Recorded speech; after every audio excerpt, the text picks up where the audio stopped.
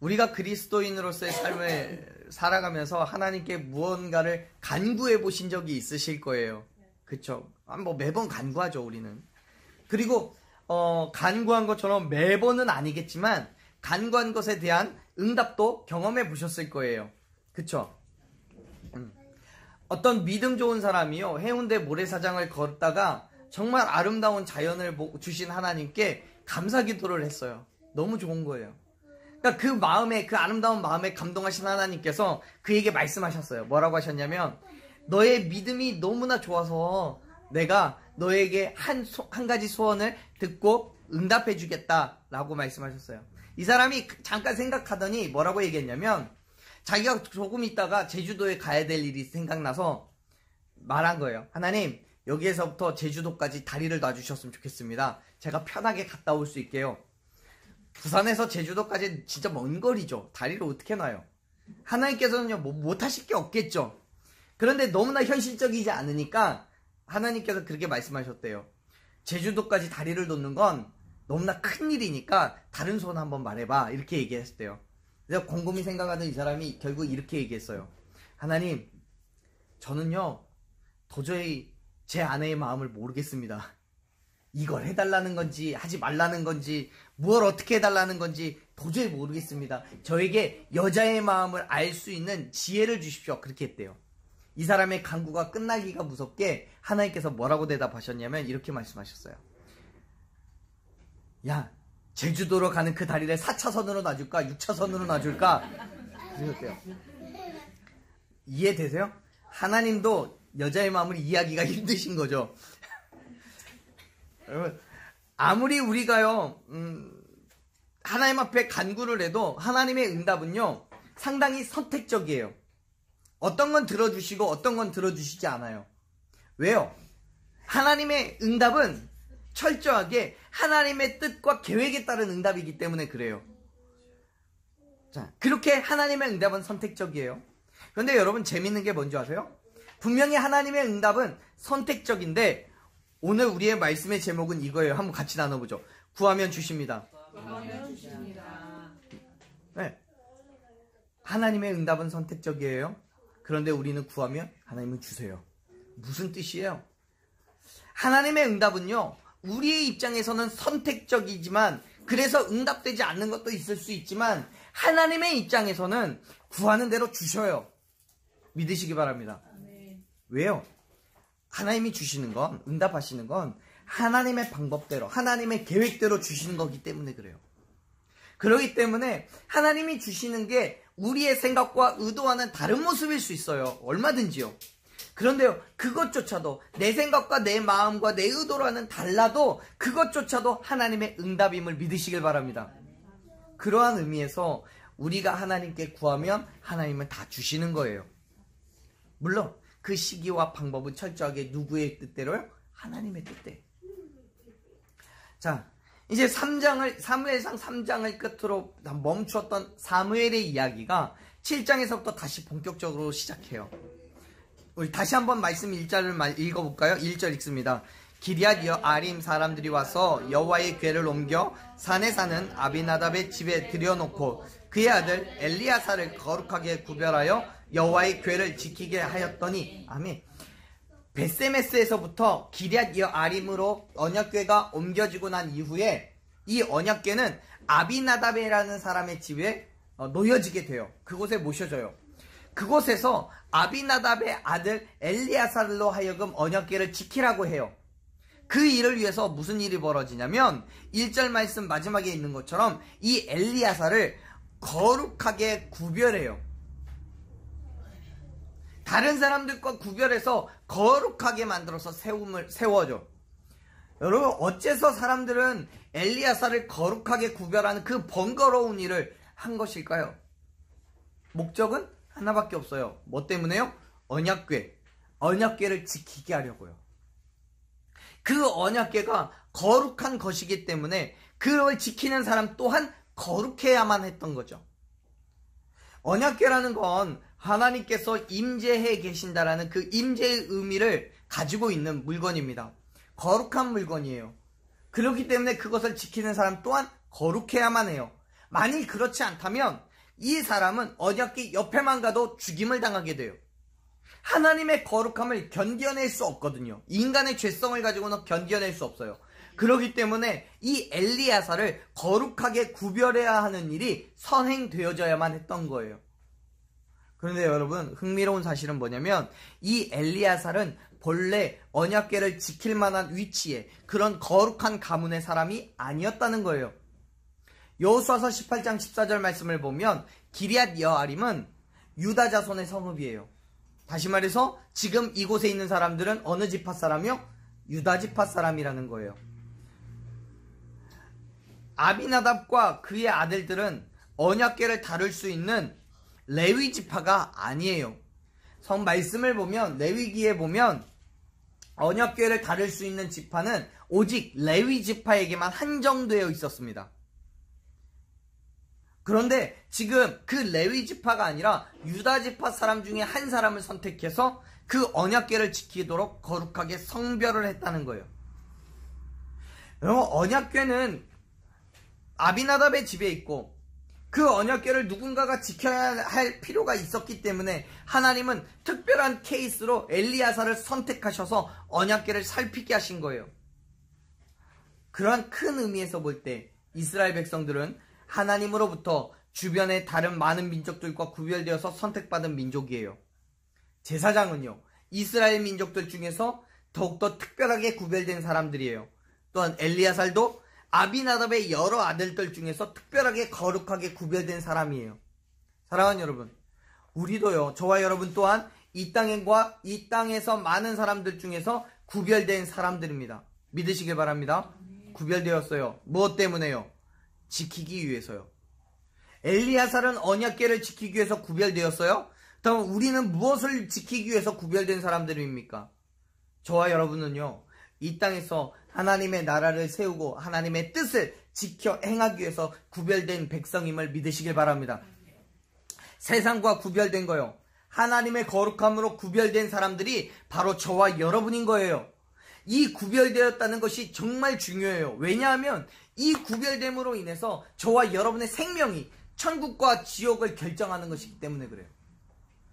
다시 말해서요, 세상의 많은 사람들, 하나님을 알지 못하고 죄악의 길에 서 있는 사람들로부터 저와 여러분은 구별되어서 구원함을 얻었기 때문에 저와 여러분 또한 하나님의 그 거룩하심으로 세상과 구별된 하나님의 백성, 이제는 지옥이 아니라 천국을 소망할 수 있는 그 천국 백성이 되었음을 믿으시길 바랍니다. 이러한 의미에서의 구별됨이 엘리야살에게 있는 거고요. 그때부터 언약궤를 지키는 그의 삶이 시작이 된 거예요.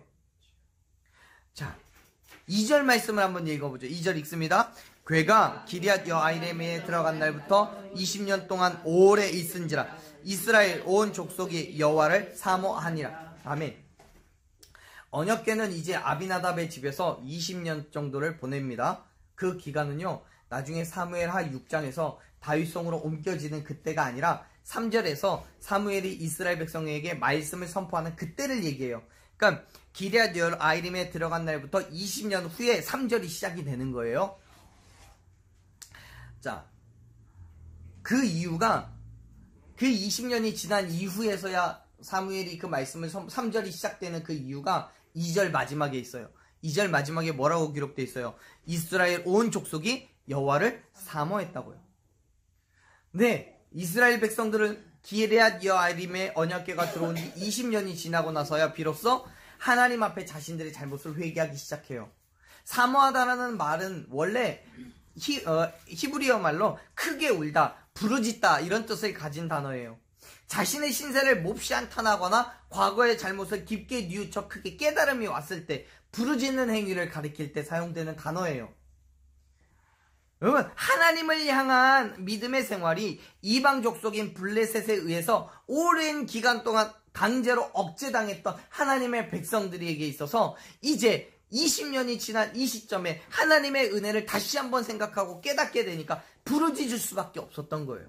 그래서 하나님을 사모하게 되는 거예요. 그런데 그 하나님의 사모함이 무엇 때문이었느냐? 이제 3절에서부터 시작되는 그 일 때문인 거예요.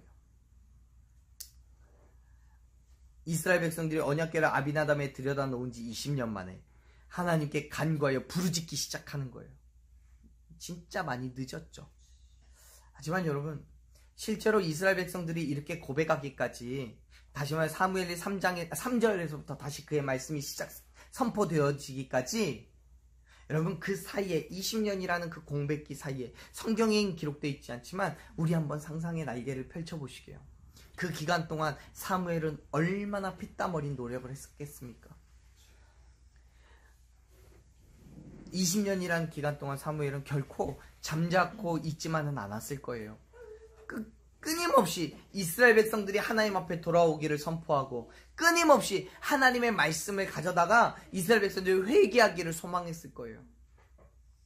대제사장인 엘리와 그의 아들 홈리와 비나스가 사망한 이후에 사무엘은 실질적으로 이스라엘의 종교적인 지도자로서 사회 질서를 바로잡아서 타락한 제사 그 예식을 다시금 회복시키는 그 일을 매진했어요.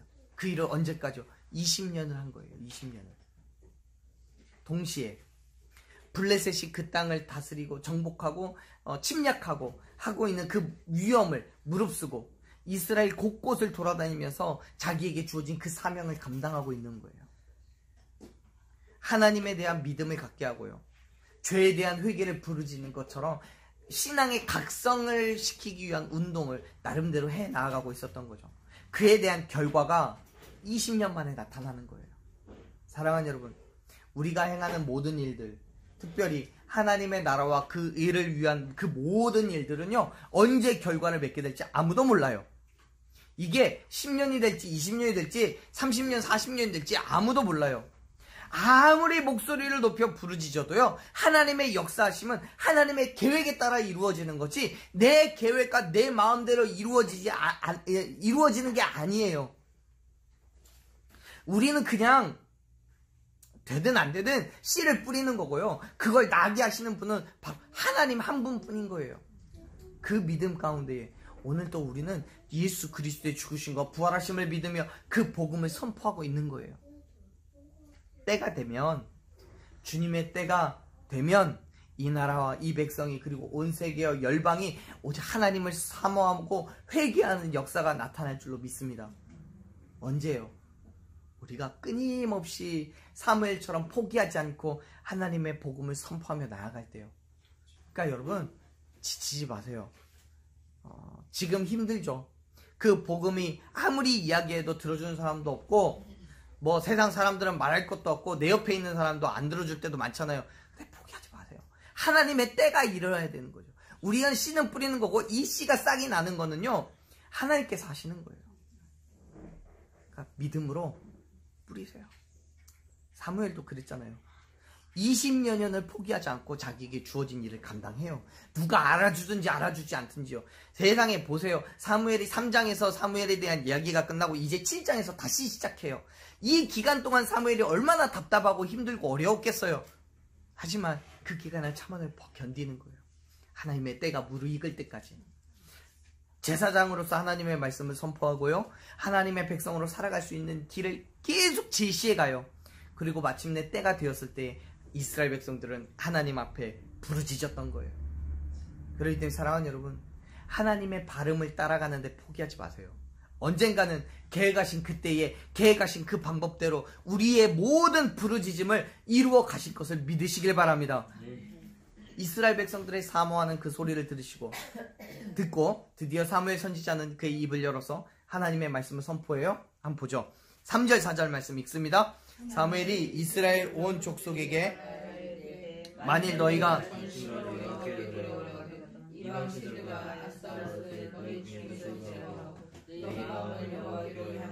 그만을 섬기라. 그리하면 너희를 블레셋 사람의 손에서 건져 내시리라. 이에 이스라엘 자손이 바알들과 아스라롯을 제거하고 여호와만 섬기니라. 아멘. 사무엘은 이스라엘 백성들에게 하나님께로 돌아가기 위해서 해결해야 할 과제가 무엇인지를 가르쳐줘요. 두 가지를 얘기하는데요. 첫째는 3절에 있어요. 첫째는 이방신들과 아스타롯을 제거하는 거예요. 우상을 없애야 되는 거예요. 우상을 없앤다는 거는 하나님만을 섬기기 위해서 최우선적으로 당연히 해야 되는 거예요. 동전의 양면과 같아요. 내가 앞면을 보고 있으면 뒷면은 보이지 않아요. 뒷면을 보려면 앞면을 없애버려야 되는 거예요. 우리가 하나님만을 섬기기 위해서는 반드시 내 안에 있는 모든 우상들을 제거해야만 되는 거예요. 그것과 동시에 하나님을 섬길 수 없어요. 신약에서도 같은 이야기 하잖아요. 너희가 하나님과 재물을 동시에 섬길 수 없다고요. 이방신이라는 거는 문자적으로는 낯선 자, 아무도 알지 못하는 신이라는 의미를 갖고 있는데요. 4절에서 이방신을 구체적으로 얘기해요. 4절 뭐라고 하냐면 바알이라고 얘기하잖아요. 또한 아스다롯은 가나안 사람들에 의해서 우리 남성 여성한테 그 성의 여신으로 간주되는 신이에요. 당시의 이스라엘은요, 블레셋의 지배를 받으면서 그들이 섬기고 있던, 블레셋 사람들이 섬기고 있던 바알을 비롯한 많은 우상들을 함께 공존하고 있었어요. 그 안에서요. 그렇기 때문에 하나님께로 돌아가기 위해서는 그들과 함께 있던 그 이방신들을 버리는 것, 제거해버리는 것이 필요한 거예요. 그렇기 때문에 이 우상들을 제거하고 그 흔적까지도 없애는 것이 그들에게 있어서 가장 선별적으로, 우선적으로 해야 될 일이었던 거예요. 사랑하는 여러분, 오늘날 우리의 우상은 뭡니까? 하나님을 믿는다고 하면서도 여전히 존재하고 있는, 우리가 아무 생각도 없이 습관적으로 따라가고 있는 그 세상의 가치, 내 자아, 내 만족, 그건 뭡니까? 우리가 하나님께로 돌아가기 위해서는 가장 먼저 세상이 옳다고 말하는 그 세상의 가치를 버려야 돼요. 제거해야 돼요. 내 자아와 내 만족을 버려야 돼요. 오직 예수 그리스도를 나의 주인으로 삼고 그의 뜻에 따라서 살아가야 함을 믿으시길 바랍니다. 동전의 양면과 같다니까요. 내가 세상의 가치를 따라가면 하나님을 거스르는 것이고, 우리가 하나님을 따라가면 세상을 거스르게 될 수밖에 없어요. 갈라디아서에서도 동일한 얘기 하잖아요. 그래서 우리는 하나님만을 바라보기 위해서, 하나님께 돌아가기 위해서는 반드시 우상, 내 안에 있는 모든 것들을 다 버려야 함을 믿으시길 바랍니다. 그 이후에 해야 할 거는요, 우리의 마음이 하나님께로 향하고 그만을 섬기는 거예요. 사무엘은요, 마음을 하나님께로 향할 것을 촉구해요. 향하다라는 말은 무슨 뜻이냐면, 세상에 대한 모든 욕심을 깨끗하게 없애버리고 오직 하나님께 우리의 마음을 확고하게 정하라는 의미예요. 그래서 향하다라는 단어의 헬라어가 무슨 뜻이 있냐면, 히브리어에 무슨 뜻이 있냐면 확립하다, 고정되다라는 뜻을 가지고 있어요. 다시 말해서요, 우리의 마음이, 우리의 시선이, 우리의 생각과 뜻이 오직 하나님께로 고정되어 있어야 한다는 거예요. 하나님을 향한 우리의 마음이 고정되어 있을 때, 하나님을 향한 우리의 시선이 고정되어 있을 때 진정한 의미에서의 믿음의 삶을 살아갈 수가 있는 거예요. 하나님을 향해서요, 마음을 정하지 않고는 절대로 하나님이 원하시는 대로 살아갈 수가 없어요. 사랑하는 여러분, 저와 여러분의 마음에 있는 그 수많은 우상들을 제거하십시오. 그리고 오직 하나님을 향해 우리의 마음과 생각과 뜻을 고정하십시오. 하나님께서 원하시는 그 일, 저와 여러분을 통해서 이루시기를 간절히 축원합니다. 자, 이제 사무엘은 이스라엘 백성들에게 미스바에 모일 것을 요청해요. 5절 말씀 읽어볼까요? 사무엘이 이르되 온 이스라엘은 미스바로 모이라. 내가 너희를 위하여 여호와께 기도하리라 하며 6절 그들이 미스바에 모여 물을 길어 여호와 앞에 붓고 그날 종일 금식하고 거기에서 이르되 우리가 여호와께 범죄하였나이다 하니라. 사무엘이 미스바에서 이스라엘 자손을 다스리니라. 아멘. 사무엘이 이스라엘 백성들을 향해서 미스바로 모이라고 한 거는요, 하나님 앞에 전적인 회복, 이제 이전과 같은 모습이 아니라 하나님께서 원하셨던 그 모습, 하나님의 백성으로서의 삶을 결단하자라는 의미로 함께 기도하기를 위해서, 그 결단을 위해서 불러 모은 거예요. 이게 회개를 통해서 신학의 회복이 있기를 결단하는 거죠. 뿐만 아니라 그곳에서 간절한 기도를 통해 블레셋으로부터 자유와 독립을 이루기 위해서도 불러 모은 거예요. 이 미스바에서부터 사무엘은 이스라엘 백성들에게 진정한 의미에서의 종교적인 그리고 정치적인 지도자로 그 전반에 나서게 되고 또한 인정받게 되는 거예요. 사실 이전의 사무엘은요, 하나님의 말씀을 선포하는 선지자 정도였어요. 그러한 사무엘이 미스바에서 이스라엘 백성들과 함께 하나님께 제사하고 회개하게 함으로 인해서 이제는 종교적인 것뿐만 아니라 정치적으로도 백성들을 감독하고 재판하는 사사의 역할을 감당하게 되는 거예요. 그런데요, 이렇게 중요한 순간에 이스라엘 백성들에게는 깜짝 놀랄 만한 소식이 전해져요. 그게 뭐예요? 이스라엘 백성들이 미스바에 모였다는 소식을 들은 블레셋이 미스바를 공격하는 거예요. 7절 말씀 읽어보죠. 읽습니다. 이스라엘 자손이 미스바에 모였다 함을 블레셋 사람들이 듣고 그들의 방백들이 이스라엘을 치러 올라온지라. 이스라엘 자손들이 듣고 블레셋 사람들을 두려워하여. 아멘. 블레셋의 입장에서는 정말 미스바에 모인 이스라엘 백성들이 정말 난데없는 거예요. 이건요, 블레셋에 있어서는 도전과도 같아요. 왜냐하면 그의 입장에서 많은 수의 군중이 한 곳에 모였다는 건 전쟁을 위한 모임으로밖에는 보이지 않는 거예요. 도전하는 거예요. 그렇기 때문에 그들의 마음을 사전에 제압하고 그 기세를 꺾을 필요를 느꼈다는 거예요. 그래서 미스바를 공격하기 위해서 군대를 보내요.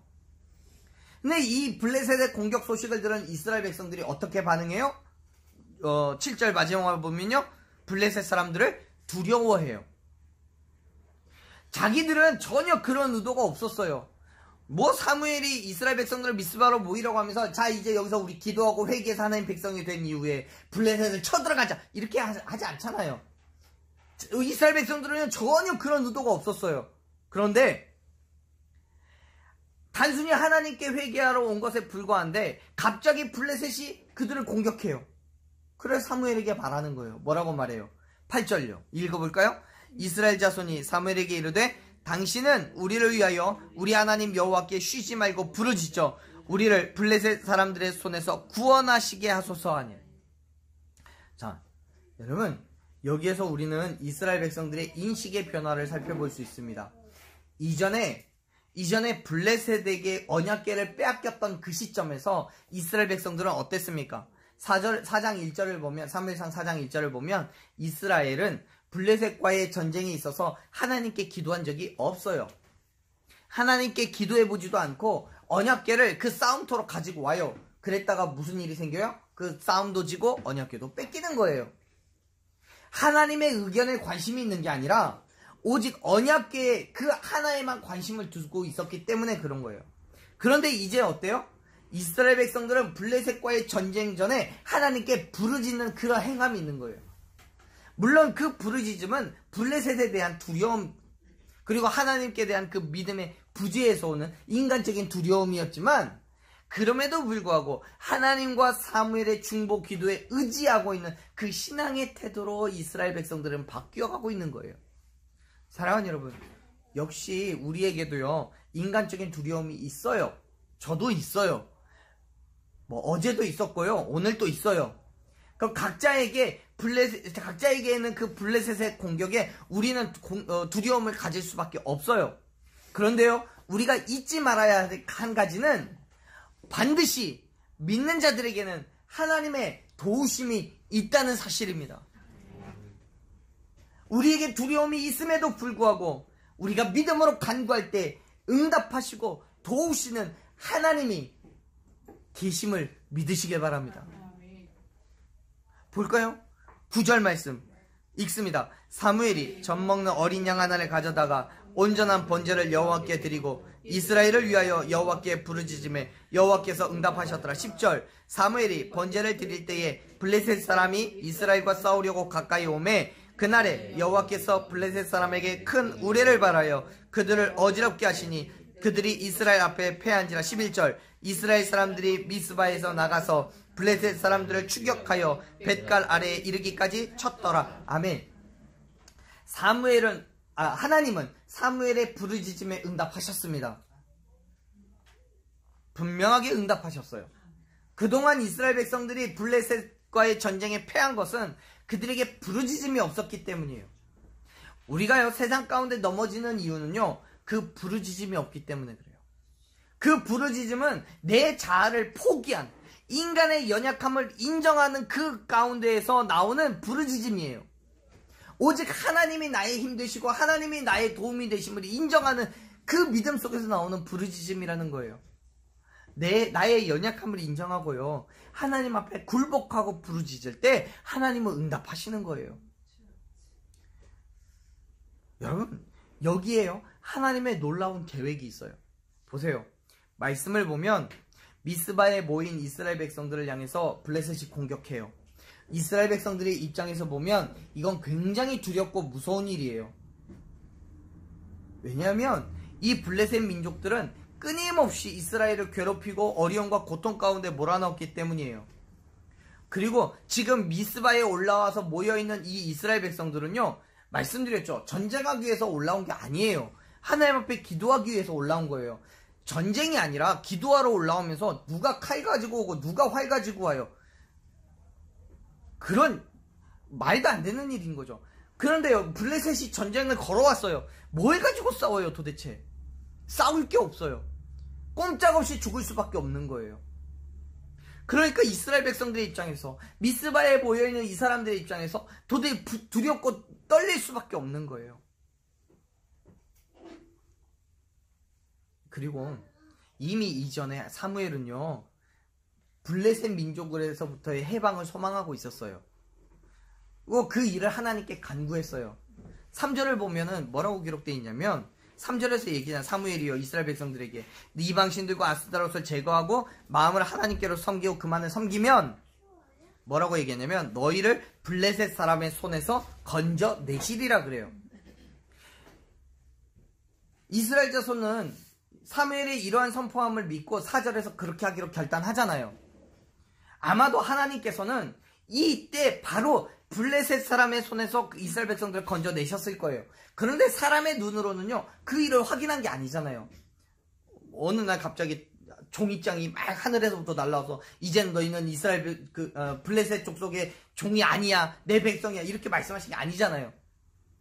그러니까 모르는 거예요, 이스라엘 백성들은요.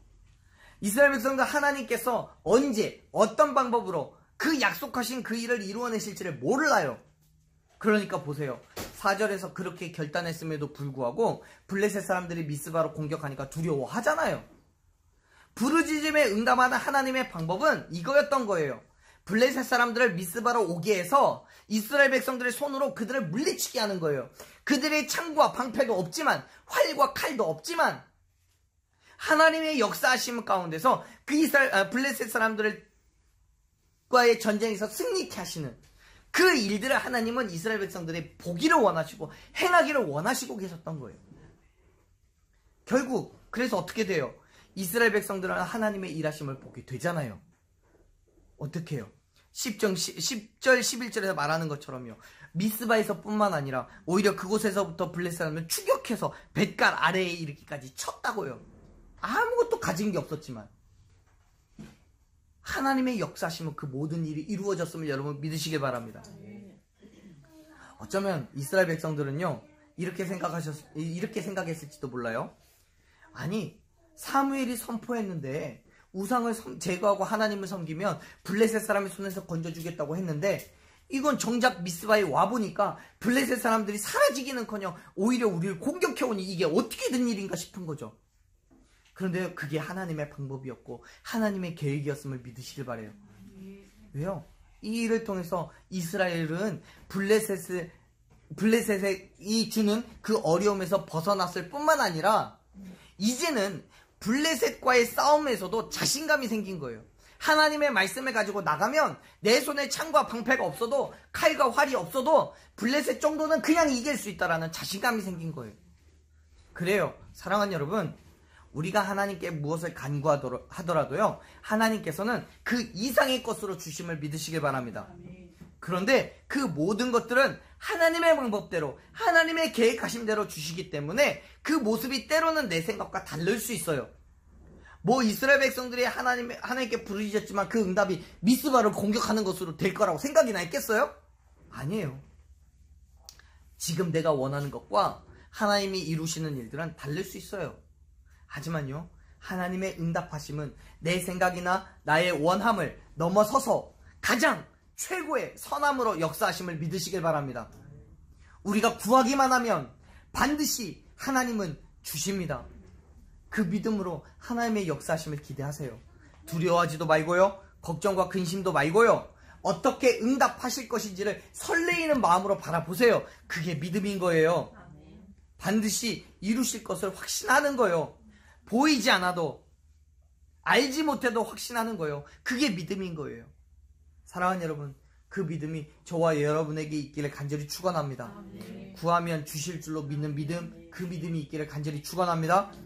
자, 이제 전쟁에서 이긴 사무엘은요, 돌을 하나를 가져다가 미스바와 센 사이에 가져다 세워옵니다. 그리고 그것을 뭐라고 부르냐면 에벤에셀이라고 불러요. 12절 말씀 읽어볼까요? 사무엘이 돌을 취하여 미스바와 센 사이에 세워 이르되 여호와께서 여기까지 우리를 도우셨다 하고 그 이름을 에벤에셀이라 하니라. 아멘. 그 이름의 뜻이 무슨 뜻이에요? 에벤에셀이라는 뜻은 뭐냐면 도움의 돌이라는 거예요. 하나님께서 여기까지 도와주셨다는 의미로 붙여진 이름이에요. 하나님께서는 부르짖는 그 소리에 응답하셨어요. 그리고 그 부르짖음을 멈추기 전까지 끊임없이 하나님의 도우심은 계속됐어요. 볼까요? 13절 14절 말씀 마저 같이 읽습니다. 이에 블레셋 사람들이 굴복하여 다시는 이스라엘 지역 안에 들어오지 못하였으며 여호와의 손이 블레셋 사람들이 사는 날 동안에 블레셋 사람을 막으심에 블레셋 사람들이 이스라엘에게서 빼앗았던 성읍이 에그론으로부터 가드까지 이스라엘에게 회복되니 이스라엘이 그 사방 지역을 블레셋 사람의 손에서 도로 찾았고 또 이스라엘과 아모리 사람 사이에 평화가 있었더라. 아멘. 성경은 말씀해요. 사무엘이 사는 동안에 더 이상 블레셋 사람들은 공격하지 않았다고요. 사무엘은 그의 삶 전체를 통해서 끊임없이 하나님께 부르짖었어요. 그렇기 때문에 하나님의 도우심은 언제나 거기까지 있었던 거예요. 사랑하는 여러분, 부르짖으세요. 간구하세요. 부르짖음은 하나님의 도우심을 인정할 때 할 수 있는 거예요. 의심하면서 하나님의 능력을 믿지 못하면서는 결코 간구할 수 없어요. 여러분의 블레셋은 무엇입니까? 무엇으로부터 하나님의 도우심을 구하고 계십니까? 우리가 간구할 때, 우리가 부르짖을 때 하나님은 역사하십니다. 그래서 우리도 이렇게 고백해야 되는 거예요. 우리가 사는 날 동안 블레셋을 막으셨다고요. 하나님을 존중하시면서 기도하십시오. 주님의 도우심을 인정하세요. 우리에게 존재하는 블레셋은 언제나 능히 이길 수 있습니다. 아니, 그보다 더 나아가서 블레셋에게 빼앗긴 것까지 도로 찾을 수 있어요. 14절에서 그렇게 말씀하잖아요. 블레셋 사람들이 이스라엘에게서 빼앗았던 그 성읍들을 다시금 회복시켜 주셨다고요. 사랑하는 여러분, 하나님의 역사하심을 기대하십시오. 우리가 블레셋에게 빼앗긴 것이 있다면 반드시 그것까지도 회복시켜 주시는 하나님이심을 믿으시길 바랍니다. 우리의 모든 전쟁에서 반드시 승리할 것을 확신하십시오. 왜요? 하나님께서 우리를 대신해서 그 모든 블레셋들과 싸워서 이길 것이기 때문에요. 그리고 결국 우리는 하나님께서 주시는 그 평화를 경험하게 될 줄로 믿습니다. 사랑하는 여러분, 우리의 모든 우상을 제거하십시오. 오직 마음을 하나님께를 향해서 고정시키십시오. 그리고 부르짖으세요. 구하세요. 하나님께서는 반드시 주십니다. 우리의 모든 필요를 채우시고 그의 선하신 뜻대로 이루어 가실 줄로 믿으시길 바랍니다. 그렇기 때문에 그 역사심 속에서 진정한 의미의 승리를 경험하는 저와 여러분 되기를 간절히 축원합니다. 우리 한번 그런 믿음으로 결단하며 기도하셨으면 좋겠습니다.